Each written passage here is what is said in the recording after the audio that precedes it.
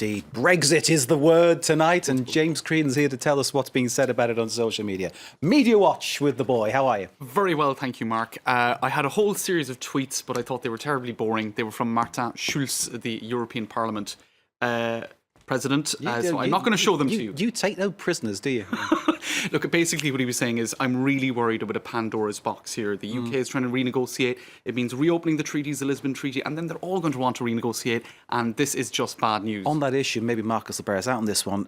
Eve Irvine, our Europe editor, earlier said that Britain already has a load of opt-outs in terms of its EU armoury, so this is really just kind of adding to that, isn't it, in some way? It's creating tensions, and headlines are betraying those tensions. Let's take a look at Libération, the left-leaning French daily, which basically is sort of saying, do you want it or do you not want it? And they're talking about Europe.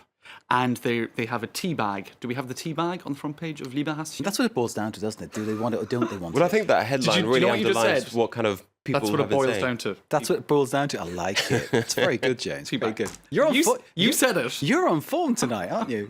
Well, Libération are too. You set it up for me. I Well, suppose. okay, we were talking about tea. Do you want, it continues with 2 sugars, please, mate. Thomas Soto. He's a journalist for Europe 1. He is. Taking tea. Is this soon going to become an exotic gesture? Hashtag Brexit. Which is to assume that only British people drink Bet he tea. said that sotto voce. Sorry, this is really bad, isn't it? No, it's actually quite good. The Telegraph. Now that's for the French bashing or the British bashing. Who are these contemptible hypocrites trying to block Cameron's EU deal? That's in the Daily Telegraph, and the photo probably gives a hint as to who the contemptible hypocrites might be. We're not criticising the chap in the armour, are we? It's probably easier to say that he is because it's less political. But this is Nigel Jones not mincing his words. He goes on to say, what all these states have in common is a fear that if Britain succeeds in smashing or even loosening the shackles that bind it to the fast decaying corpse of the European Union, that will set off a contagion of other states wanting to follow the same path.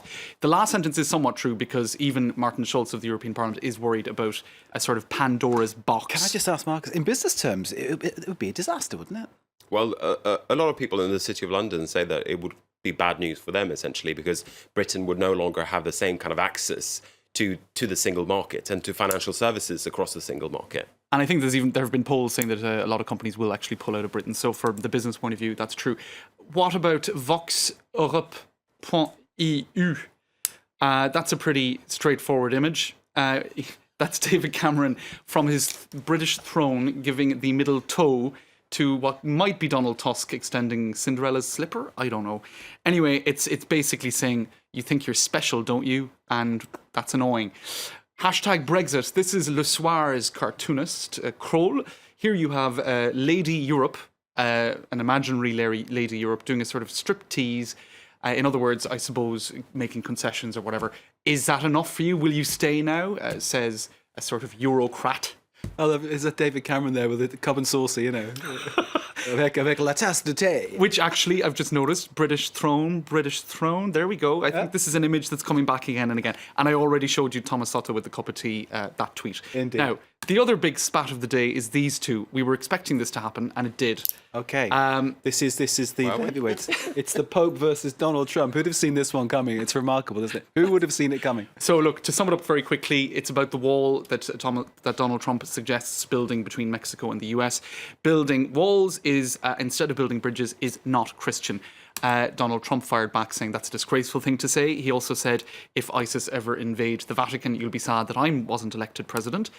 Cue photos of Donald Trump's confirmation being pulled out. Now, he's a Presbyterian. Is that Donald Trump up there? Yes. Nice. With a sort of fancy quiff. He almost looks angelic, doesn't he? He does.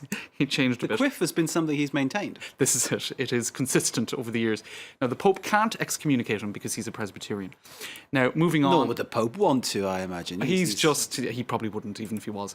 Taking bets on Trump telling the Pope he's not eligible to be Pope because he wasn't born in the Vatican. That's references to... That's funny. That is pretty good. And it's actually quite a very astute comment, isn't it? Piers Morgan saying this actually might help Trump, not damage him. Hend Amri coming up with the hashtag We Are All the Pope and following it up quickly with this disturbing juxtaposition of images. I don't think... That is very disturbing, isn't it? Trump looks very sinister in that one, I don't think Donald Trump ever posed that way. The Pope, there you go, Henry VIII, That's a complicated one. And so this is the wall surrounding the Vatican, spelt in the German. There is a wall. Vatican. There is a wall around the Vatican. There is a huge wall. I walked around that wall at the weekend. That's right, and that is a weakness in Pope Francis's argument. Indeed. I didn't see Pope Francis and I didn't see Donald Trump, so there you go. But I did see a very good rugby match. Very good. James, thank you Thanks, Mark. very much indeed. James Craven, Media Watch. Mark is, of course, with the business. Thank you too for watching at home. Do stay with us. More news to come.